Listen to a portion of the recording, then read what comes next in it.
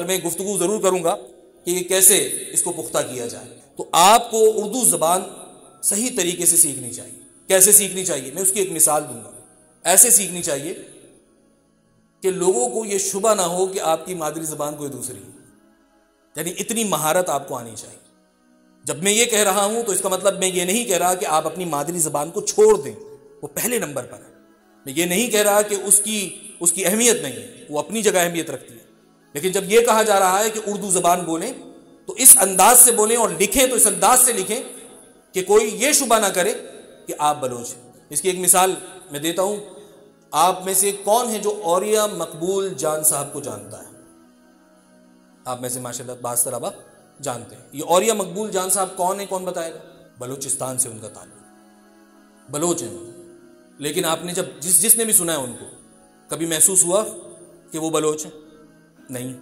क्यों? क्योंकि उन्होंने इस ज़बान पर इतनी महारत हासिल की। उनके कॉलम्स उर्दू अखबार में छपते और वो उर्दू चैनल पर बैठकर पूरा प्रोग्राम करते हैं हरफराज के नाम से, और वो अपना माफ़ी ज़मीर बड़े ज़बरदस्त अंदाज में। उनके कुछ बातों से आपको इत्तेफाक इख्तिलाफ हो सकता है, वो अलग बात।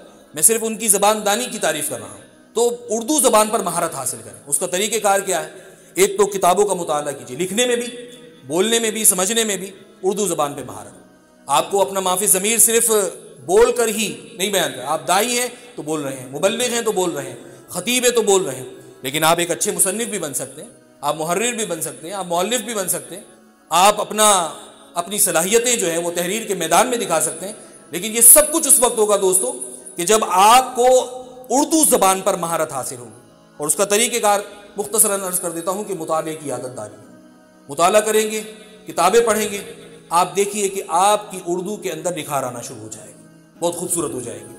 आप अच्छे खतीब बनना चाहते हैं? गालिबन अब्राहम लंकर ने कहा था कि मैं जब भी अच्छी तकरीर करना चाहता हूं तो एक अच्छे मुकर्रिर को सुन लेता हूं।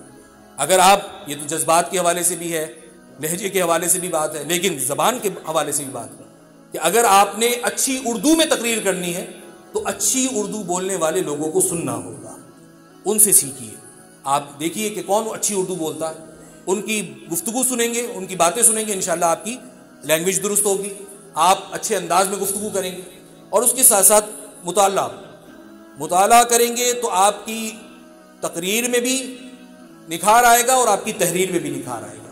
और उसके लिए मैं 2-3 किताबें ज़रूर आपसे अर्ज़ करूँगा। साहबजादा सैयद खुर्शीद गिलानी साहब, इनकी किताबों का मुताला करने की आदत डालिए। इनकी बहुत सी किताबें हैं, अल-हुदा के नाम से हैं, उसलूब सियासत है, कलम बर्दाश्ता के नाम से एक किताब है।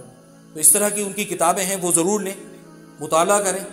और मुताला करने के बाद जो काम करना है वो ये कि आप कुछ भी पढ़ें, कोई एक कॉलम पढ़ें, एक सफ़ा पढ़ें, चंद सतरें पढ़ें, लेकिन आदत डालें कि उसको पढ़ने के बाद चाहे एक लाइन लिखें, उसका खुलासा ज़रूर लिखें। आप देखिएगा कि आपकी ज़बान यानी आपकी तकरीर भी अच्छी होना शुरू हो जाएगी और आपकी तहरीर भी अच्छी होना शुरू हो जाएगी।